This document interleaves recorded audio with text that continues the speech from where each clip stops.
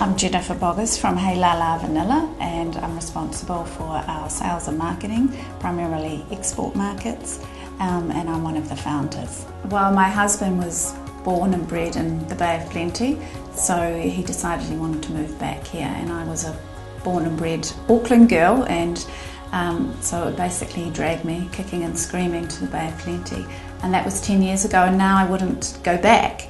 Our children are settled here, and I've found that I don't think we would have done what we've achieved in the Bay of Plenty if we'd still been in Auckland, because of the supportive business environment and networks.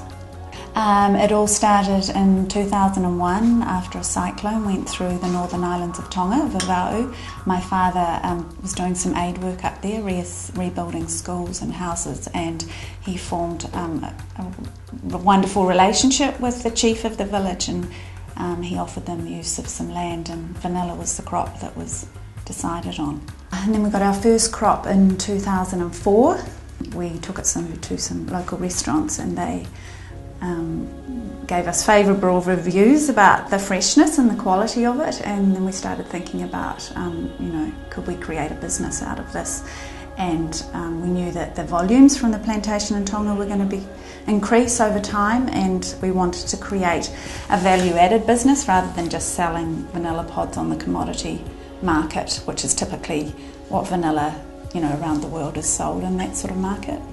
At the time, I was working in accounting, and Garth was in IT, and we were sort of moonlighting after hours selling vanilla to restaurants and things. And then as we saw potential in the business and decided that we did have a viable business case, I left my role in accounting and started working in the business full-time, and Garth was part-time.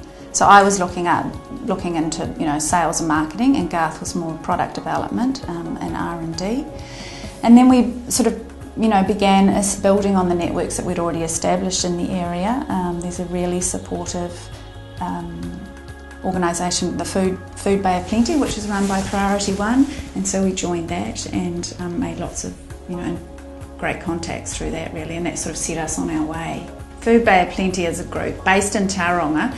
It's for food organisations right from manufacturers through to marketers to people who provide services to food businesses. Our first step was food technology, and for a small company that's a very expensive resource.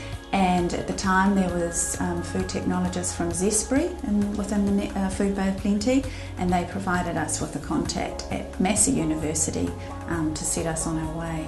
So without that network, it would have been really hard, and it sort of just shortcutted what we had to do, really. For people moving into the region and establishing businesses here, I think it's really important to form networks and alliances with people that are in a similar industry.